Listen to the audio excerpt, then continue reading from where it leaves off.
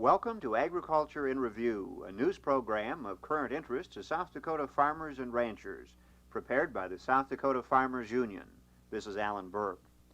Among the flurry of legislative proposals in Congress on the energy problem, one stands out as a constructive and lasting solution to the monopolistic grip that the giant oil companies have on the nation. Two bills have been filed by Senator Adlai Stevenson and Congressman John Moss to establish a federal oil and gas corporation whose purposes are so sensible and necessary that support in the Congress is building up behind them. Harking back to the example of the Tennessee Valley Authority, which used public water resources to produce cheap public power that saved a large region in America from economic disaster, the Stevenson-Moss legislation would operate to save consumers and the economy from a $1 trillion price gouge over the next generation.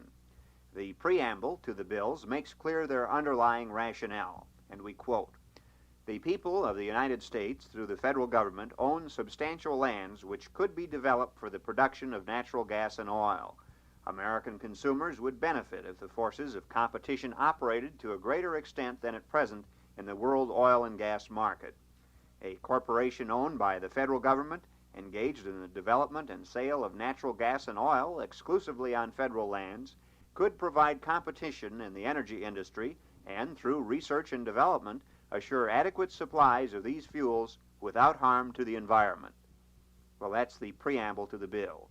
The proposed company would have the rights of exploration and production to half of the amount of oil and gas offered for lease by federal land authorities. This limitation in the Stevenson bill is consistent with the purpose of stimulating competition and stopping monopolies on either side. The added requirement that the company shall give price, supply, or delivery preference to states, political subdivisions of states, cooperatives, and independent refiners highlights the discrimination directed toward municipal power and transit systems by the oil giants. Even after this fabricated energy shortage subsides, there is every prospect of another being created any time the major oil companies want to jolt prices higher, drive small business competitors out of business, weaken anti-pollution health standards, or pursue other irresponsible or criminal behavior. With a federal oil and gas company, such predatory moves would not be possible. For example, if independent gas stations, fuel distributors, or refineries are being squeezed through a cutoff or reduction in supplies by monopolistic tactics of the oil majors, the federal company would assure them a supply. The mere presence of such a possibility would restrain the majors from trying such tactics. If consumers, who must pay about $24 billion more for energy this year, are slated to be gouged by another energy scare, the federal company would be there to head it off. If the national security is imperiled by multinational oil companies who have conflicts of interests overseas, the federal oil and gas company could protect the interests of Americans here at home. If workers are about to be laid off because of the results of oil majors' manipulations adversely affecting other business or government employers, the federal company would assure that this would not happen. The Stevenson-Moss bills recognize that producing some of the massive amounts of oil and gas presently on federal lands requires strict environmental safeguards. Unlike the TVA law, enacted in the 30s when environment was not considered an issue, these bills repeatedly emphasize the need to develop improved environmental techniques.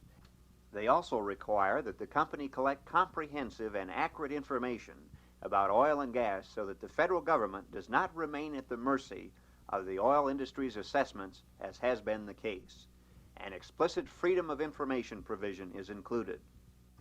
Citizens have an important stake in studying these bills, suggesting improvements, and supporting Senator Stevenson, Congressman Moss, and the other co-sponsoring legislators, who include Senators Kennedy, Hart, McIntyre, Metcalf, McGovern, Mondale, Moss, and Aberesk, along with Representatives Dingell and Leggett.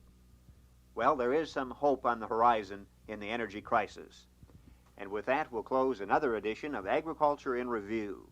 This is Allan Burke asking you to join us again next week for another review of rural America's highlights. This program was produced by the South Dakota Farmers Union.